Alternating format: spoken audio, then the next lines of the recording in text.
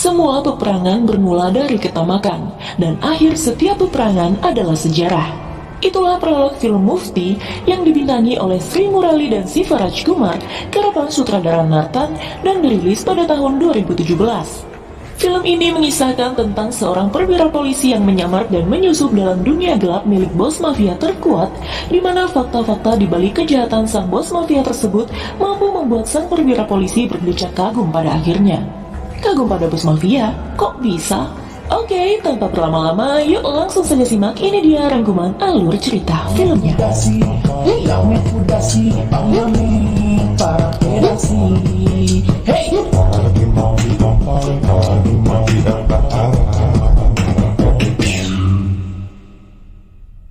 Suatu malam di Ronapuram, seorang intelijen menyusup ke dalam sebuah sarang mafia. Ia merekam kondisi sekitar di mana rekaman tersebut terhubung langsung ke markas besar investigasinya. Dibantu oleh satu sopir dan satu lagi ahli IT, sekelompok intelijen itu melakukan tugas berbahaya. Sayangnya aksi mereka tertangkap CCTV sarang mafia itu. Bergegas mereka melarikan diri, namun naas, para geng mafia berhasil membekuk dan membakar mereka hidup-hidup bersama mobil operasinya.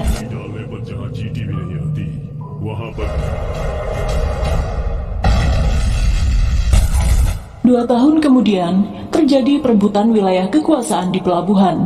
3 orang ditawan oleh sekelompok preman lokal, namun berhasil diselamatkan oleh seorang perwira polisi yang menyamar bernama Gana.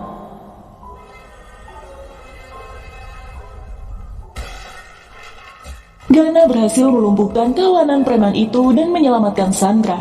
Sejauh ini tak ada yang tahu jika Gana adalah anggota CBI. Penyamarannya begitu mulus dan totalitas. Hingga suatu hari, Gana yang masuk kualifikasi jagoan berkompeten dikirim oleh Sena, seniornya, ke Ronapuram. Sebelum ke Ronapuram, Gana melapor sekaligus berpamitan kepada atasannya. Memang inilah momen yang mereka tunggu untuk membalas kematian 3 anggota yang tewas saat bertugas di Ronapuram 2 tahun silam. Kepada Gana, atasannya bercerita jika ada iblis berbentuk manusia di sana. Tak seorang pun berani bercakap dengannya. Dari pegawai paling rendah hingga pegawai papan atas telah tunduk padanya. Begitupun dengan pemerintahan. Tak ada yang berani menyentuhnya sebab hubungan politik. Dan tanpa bukti kuat, hukum dan undang-undang tak dapat bertindak. Sebab itulah atasan Gana menaruh harap padanya untuk memanfaatkan peluang ini sebaik mungkin. Inilah misi rahasia Gana, menyamar dan menyusup ke sarang mafia paling berbahaya, mengumpulkan bukti-bukti untuk meringkus bos mafia Ronapuram yang telah menebar kegelisahan di jajaran hukum dan pemerintahan. Esok paginya, kereta telah membawa Gana ke tujuannya. Setiba di stasiun Ronapuram, Gana dijemput oleh anak buah si bos mafia bernama Pistol, beserta beberapa anggota bersenjata lainnya. Pistol langsung menjelaskan sekilas tentang Ronapuram, di mana kekuasaan tidaklah bermakna di situ. Hanya senjata, ucapan, dan akal yang bijak saja yang berlaku di Ronapuram. Pistol mengajak Gana mengelilingi kilang semen milik bosnya, sekaligus menuju ke tambang di mana banyak pekerja si bos mafia di sana. Meski banyak ratusan pekerja, tapi hanya seorang saja yang diberi kuasa memerintah, yaitu Kasih. Sesampainya di tambang, Gana melihat Kasih memukul salah satu pekerja dengan tak manusiawi. Mata pria itu ditutup dengan kain hitam. Kasih juga memainkan game maut pada pria tak berdaya itu. Kasih meminta pria tersebut memilih salah satu dari 3 tong yang ada di hadapannya, di mana 2 diantaranya berisi ayah dan kakak laki-laki pria itu. Jika tong yang terpilih adalah kosong, Kasih akan melepaskan 2 tawanannya. Namun jika sebaliknya, maka pria tersebut bertanggung jawab atas kematian mereka. Dipilihlah 1 tong dengan perasaan was-was, dan sialnya, tong terpilih berisi ayah pria itu. Tak segan, Kasih pun menembak mati pria tua tersebut. Selanjutnya, Kasih meminta pria itu kembali memilih tong berisi kakaknya, dan beruntung pilihannya tepat. Sang kakak selamat. Namun game maut tak henti sampai di situ. Kali ini Kasih memberi pilihan kakak pria tadi untuk memilih tong yang kosong, di mana salah satu tong tersebut berisi adiknya. Naasnya sang kakak salah memilih. Kasih memberondong tembakan pada tong terpilih dan terdengar teriakan seseorang. Atas kegagalannya, si kakak pria tadi pun mendapat pukul dari Kasih hingga mati. Kejadian tak manusiawi itu nyata-nyata disaksikan oleh Gana. Ingin rasanya ia menghentikan tindakan Cassie, namun ia tak boleh gegabah. Cassie menghampiri Gana, tapi dengan acuh, Cassie tak menerima jabat tangan Gana. Kemudian pistol mengantar Gana ke kamarnya. Dari jendela, Gana melihat sebuah helikopter mengudara di area tambang. Di tempat lain, Ketua Umum Partai Aknades, Raghuveer Bandri, tengah menyatakan bela sungkawa atas meninggalnya Eknath Nimbalkar, salah satu anggota dewan yang baru saja dilantik. Saat ditanya jalan selanjutnya oleh pers, Bandri menjawab akan segera mengumumkannya. Di Ronapuram, ada anggota CBI yang telah disiapkan untuk menyokong segala kebutuhan Gana. Dengan catatan, mereka harus saling merahasiakan identitasnya supaya tak mencolok perhatian mata-mata si bos mafia. Bagaimanapun, rahasia harus tetap menjadi rahasia, bukan? Namun di sana, paper bag Gana sempat tertukar dengan milik seorang gadis yang membawa paper bag serupa. Malam harinya, Gana mulai merangkai alat-alat penyadap yang didapatnya tadi siang. Esok paginya, diam-diam anak buah si bos mafia menyelidiki latar belakang Gana. Mereka mendatangi sebuah panti asuhan dan menanyai pengurus panti itu. Pada waktu yang sama di kantin, Cassie sudah standby dengan senpinya hendak menembak Gana. Ia mendengar penjelasan pengurus panti via telepon yang dihubungkan langsung dengannya. Beruntung pengurus panti tersebut memberikan jawaban yang dapat menyelamatkan hidup Gana. Ibu panti berkata, jika saja Gana mendengar ucapannya, tentu saat ini Gana telah menjadi polisi. Sayangnya, Gana tak pernah mendengar ucapan wanita tua itu dan lebih memilih menjadi raudis. Wanita itu sudah terlanjur kesal pada Gana dan tak ingin lagi membahasnya.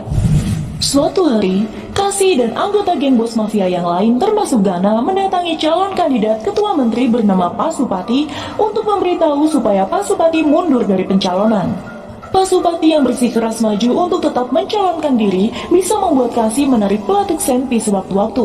Melihat hal berisiko itu, Gana mengambil alih senpi Cassie lalu mengancam Pasupati dengan berucap, tak perlu berkuasa untuk mendapat uang, tapi untuk tetap melanjutkan warisan keluargamu sangatlah penting ada anak laki-laki.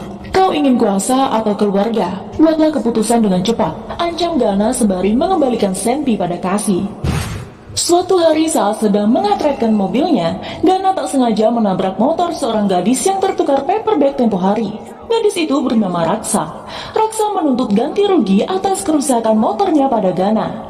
Gana meminta pistol mengurus perbaikan motor gadis itu, kemudian mengantar gadis tersebut ke sebuah lokasi syuting. Di tempat lain, Bandri mendatangi kediaman seorang aktivis sosial bernama Aswat Totari. Ia menawarkan pada Aswat untuk bergabung ke dalam politik bersama partainya. Tapi dengan tegas, Aswat menolak tawaran Bandri sebab ia tak mempercayai politik sama sekali. Bandri tak tersinggung dengan sikap Aswat. Ia justru meminta Aswat untuk mempertimbangkan kembali dengan matang keputusan yang dibuat. Siang itu di tambang, datang pria tua bernama Sabari, tangan kanan bos mafia menemui Cassie. Nampaknya pembicaraan mereka sangatlah penting sampai-sampai pria tua itu turun lapangan. Untuk mendengar pembicaraan mereka, Gana merekatkan alat penyadap pada bagian bawah keranjang teh yang dibawa oleh seorang bocah. Dengan begitu ia bisa mendengar jelas pembicaraan penting Sabari dan Cassie.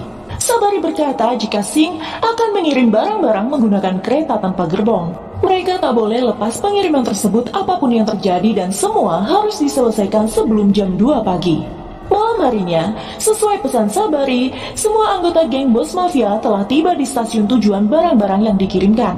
Singh, tangan kiri bos mafia, juga tiba di sana. Ia berkata jika barang mereka ada di salah satu gerobak kereta. Mereka tak menyangka jika percakapan tersebut telah disadap oleh CBI. Segera pimpinan CBI memberikan mandat pada kepala police station setempat untuk berwaspada menyergap pengiriman barang ilegal bos mafia Ronapuram.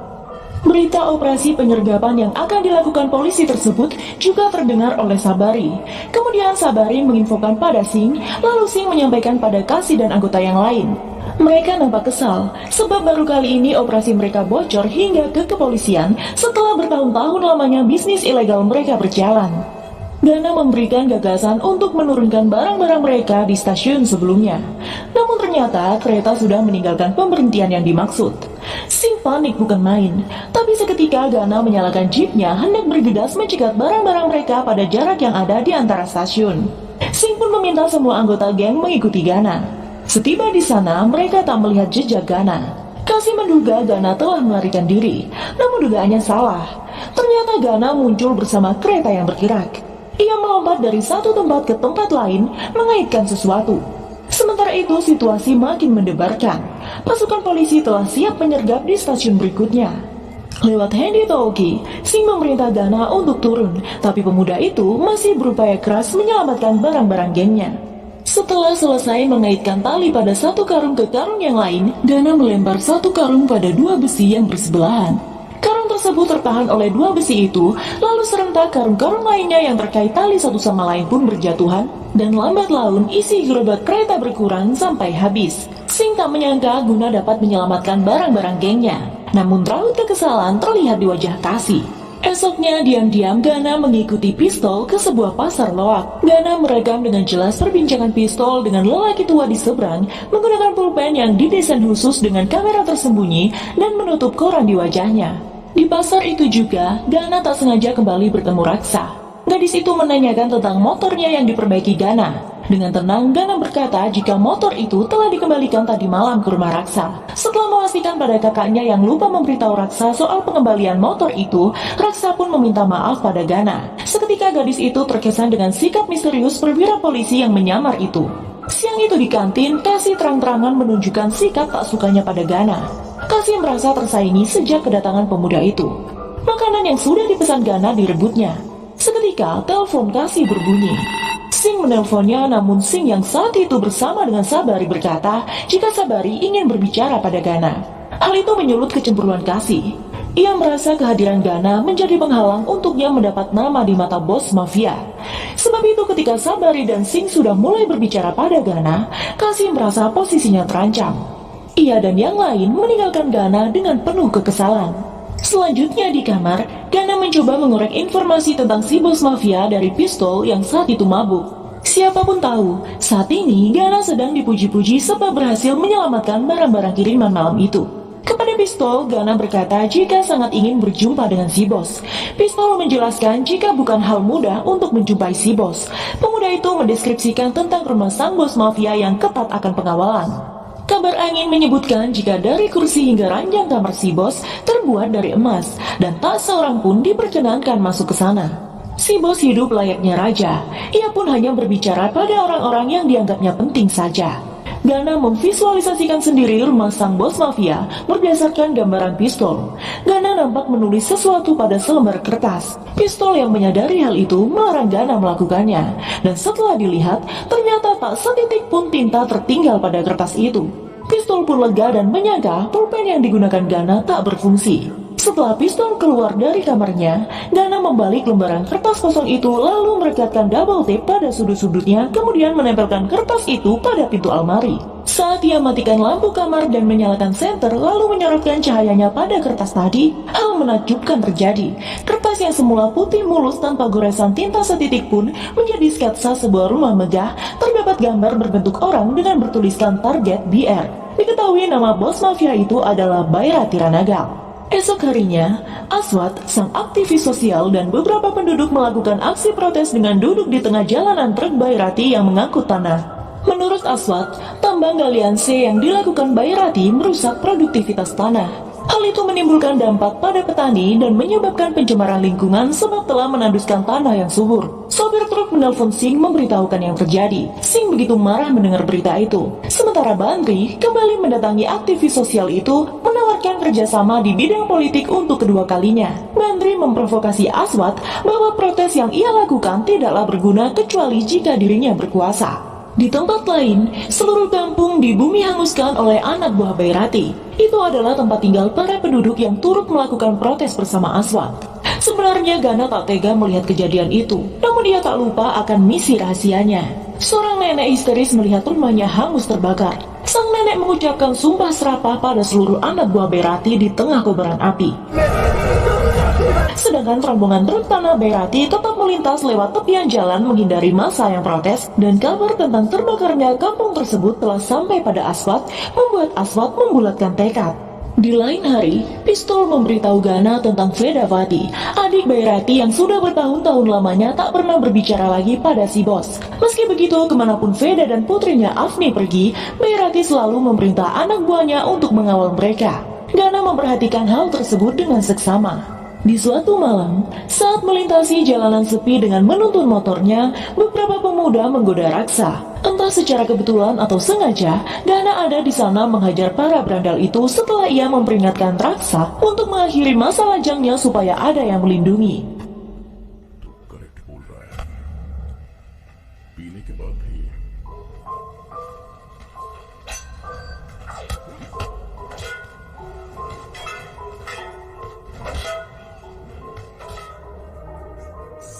Setelah perkelahian itu pun, Raksa tanpa ragu menyatakan cinta pada Gana, dan begitu pun sebaliknya, percakapan mereka pun berakhir dengan sebuah pelukan.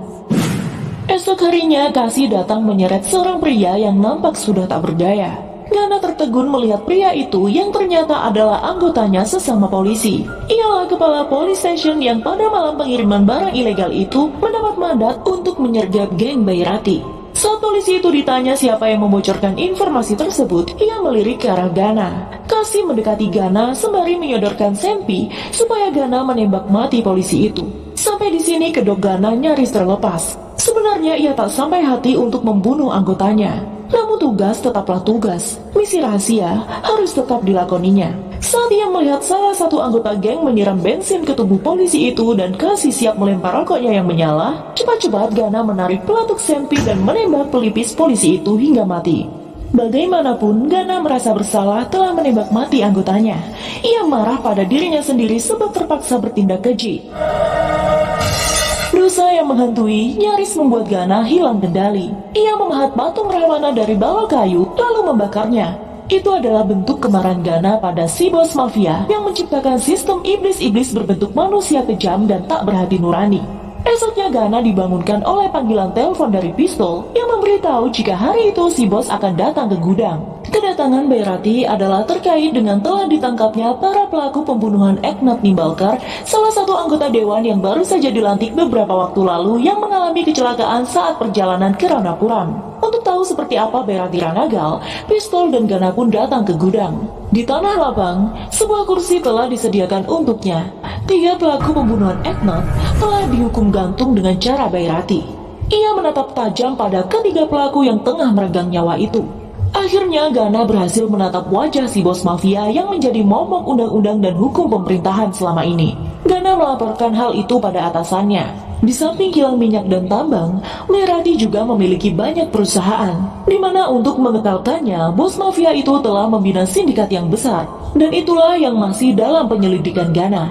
Suatu hari Aswad mendatangi Bandri memberikan jawaban persetujuan kepada Bandri bahwa ia akan bergabung dengan partainya. Kabar pertemuan Aswad dengan Bandri terdengar oleh si bos mafia. Bagaimanapun Bairati meminta anak buahnya untuk menanggapi dengan bijak dan tidak gegabah. Selanjutnya saat hendak mendatangi sebuah kuil, sekelompok orang menyambut hangat kedatangan Bairati.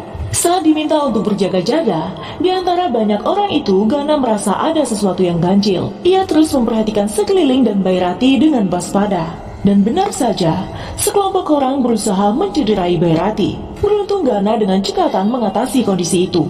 Perkelahian pun pecah di sana. Bairati memperhatikan Gana yang terus melindunginya. Ketangkasan berkelahi Gana menarik perhatian Bairati.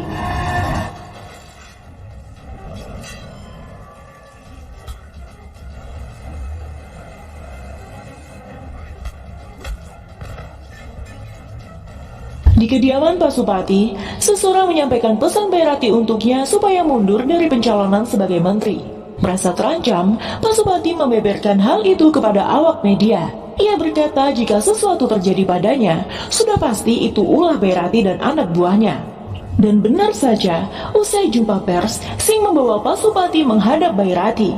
Dengan penuh ketakutan, Pasupati memohon ampun pada Bairati. Namun ampunan sudah tak berlaku lagi. Bairati tak segan membunuh para penentangnya.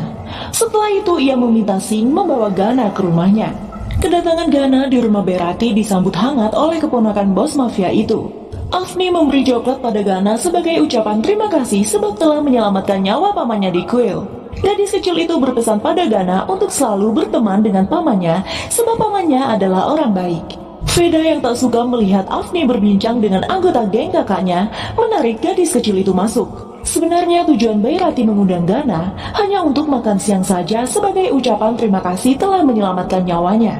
Namun pukul 4 subuh, berbekal info dari pistol jika Bairati selalu bangun dan berjalan setiap harinya, hal itu dimanfaatkan Gana untuk menyelinap ke dalam rumah dan kamar bos mafia itu.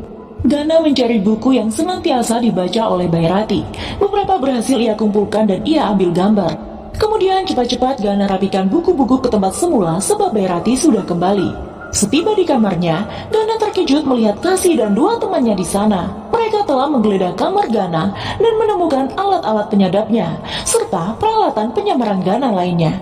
Topeng Gana terlepas. Kini mereka sudah tahu jika pemuda itu adalah seorang polisi. Segera Kasih membongkar hal itu pada Singh. Namun Singh memutuskan telepon Kasih dan justru menelpon Gana. Yang lebih mengejutkan lagi, Singh memberi perintah Gana untuk membunuh Kasih. Seketika Kasih dan dua temannya menodongkan senpi pada Gana. Namun tak butuh waktu lama bagi Gana untuk membalikan keadaan. Gana menembak mati dua teman Kasih. Kasih yang sengaja dibuat sekarat oleh Gana diberitahukan sebuah kebenaran penyebab ia diperintah untuk membunuh Kasih adalah pengkhianatan. Pada nafas terakhirnya, Pasupati memberitahu Gana tentang pengkhianatan Kasih yang bersekongkol dengannya untuk menggulingkan Bairati. Setelah itu Gana pun menembak mati Kasih. Di tempat lain, Gana memeriksa kode-kode yang tertera pada buku Bairati yang telah berhasil ia screenshot. Betapa terkejut Gana saat melakukan pelacakan kode dan menemukan fakta jika kode-kode tersebut adalah kode akun dari beberapa bank, lembaga pendidikan, panti asuhan, rumah sakit, dan perniagaan. Seakan tak percaya, si bos mafia yang terkenal kejam layaknya Rahwana ternyata membangun begitu banyak tempat bermanfaat bagi masyarakat Ronapuram. Dari sini Gana mulai bertanya-tanya dan ingin semakin mengorek info tentang si bos mafia itu. Ia kembali mendatangi kampung yang sempat dibakar oleh anak buah Bairati beberapa waktu lalu. Dan ternyata, kini di kampung itu telah berdiri bangunan-bangunan yang lebih layak dari sebelumnya. Nenek tua yang sempat menyumpah serapah pun memohon maaf pada Gana atas sikapnya waktu itu. Penjelasan wanita tua itu makin membuat Gana dilema. Ia datang membawa misi rahasia untuk menangkap seseorang yang dipandang iblis berbentuk manusia oleh hukum dan undang-undang, namun ia justru terjebak dalam situasi yang menyentuh hati nurani saat melihat fakta di balik kejahatan yang dilakukan oleh Bairati. Gana mengingat-ingat kembali waktu-waktunya bersama Bairati. Ternyata selama ini Bairati banyak membantu penduduk miskin. Ia memberikan kesejahteraan pada mereka. Bairati sangatlah dermawan dan baik hati. Ia sayang anak-anak, meski di satu sisi ia begitu bengis saat menghukum orang yang salah. Hanya satu yang tak disukainya, yaitu pengkhianatan. Ia tak segan membunuh musuh dan pengkhianat. Bairati begitu memperhatikan rakyat kecil. Saat melihat suatu desa kekeringan, Bairati segera mengerahkan anak buahnya untuk mengebor mata air di desa itu. Dan masih banyak lagi aksi-aksi sosial bos mafia itu. Gana makin kagum pada Bairati. Tak heran jika seluruh penduduk Ronapuram sangat segan padanya. Bukan sebab takut, melainkan menghargai, menghormati, dan menyayangi Bairati. Semakin kesini, Gana semakin mengerti tindakan bijak yang dilakukan Bairati. Ia membela yang tertindas dan menghukum yang salah. Saat itu media telah mengumumkan pemenang sementara calon menteri, yaitu dari partai Bairati Ravindra yang unggul 7.000 suara. Hal itu menyulut emosi Bantri. Bairati sendiri mendatangi Aswat dan mengatakan jika partai yang disokongnya milik Bantri adalah partai korup. Bairati tak ingin Aswat terjerumus dalam politik yang salah. Dalam perjalanan ke Manglur, Gana menyadari jika jam tangan bosnya bukan jam tangan yang biasa dipakai. Lalu ia mengingat kembali saat Sabari berkata jika helikopter rusak, sebab itu Bairati lebih baik pergi bersama Gana dengan mobil. Seketika Gana menghentikan mobil lalu cepat-cepat keluar dan sesaat kemudian mobil pun meledak. Ternyata Bantri telah bersekutu dengan Sabari untuk merancang pembunuhan Bairati. Hal itu sebab Bantri menjanjikan Sabari sebagai calon menteri.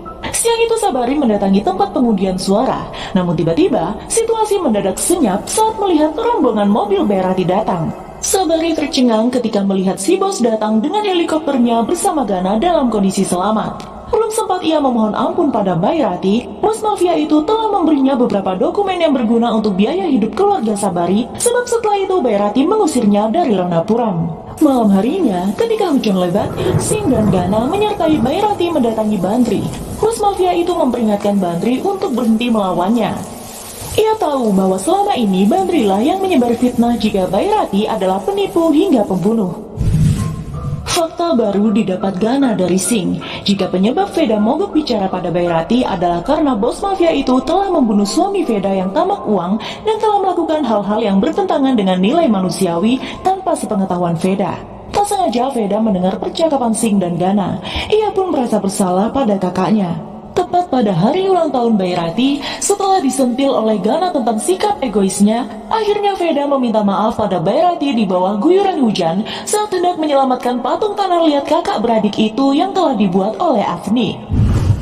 Malam itu Bairati memanggil Gana ke kamarnya. Di sana Bairati berterima kasih sebab Gana telah mengembalikan kebahagiaannya. Dari sudut kemanusiaan, Bairati layaknya dewa bagi masyarakat. Tapi dari sudut pandang undang-undang dan hukum pemerintahan, Bairati layaknya iblis berbentuk manusia. Ternyata ada kisah sedih di balik semua itu. Semasa kecil, Bairati hanya tinggal bersama ayah dan adiknya. Ibunya sudah meninggal. Ia menyaksikan bagaimana ayahnya memperjuangkan hak kaum miskin, tapi tak dapat perhatian dari oknum pemerintahan.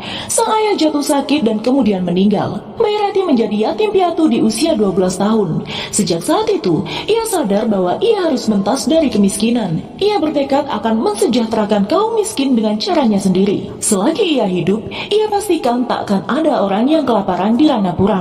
Beberapa saat kemudian, atasan Gana menelpon jika bukti yang terkumpul sudah solid untuk menangkap si bos mafia. Gana sudah tak berambisi lagi untuk memenjarakan targetnya, setelah tahu alasan dibalik pelanggaran yang dilakukan Bairati. Dalam perjalanan pulang dari rumah Bairati, sebuah truk menabrak mobil Gana. Dan ternyata Bantri lah dibalik kecelakaan yang menimpa Gana. Esoknya Bantri menyerang Bairati yang mengunjungi makam ayahnya. Beruntung Gana datang menyelamatkan Bairati dan keduanya melawan anak buah Bantri, kemudian membunuh Bantri. Pada akhirnya si bos mafia dermawan di Ronapuram dicekal polisi. Selepas ditangkapnya Bairati, Ronapuram tak aman lagi. Lebih banyak kekacauan terjadi di sana. Sebenarnya Bairati sudah tahu jika Gana anggota CBI. Namun mengingat Gana telah berbuat banyak untuk selamatkan nyawanya selama ini, Bairati tak keberatan menjalani hukuman. Sementara kekaguman Gana pada bos mafia itu tak pernah padam. Dan film pun selesai.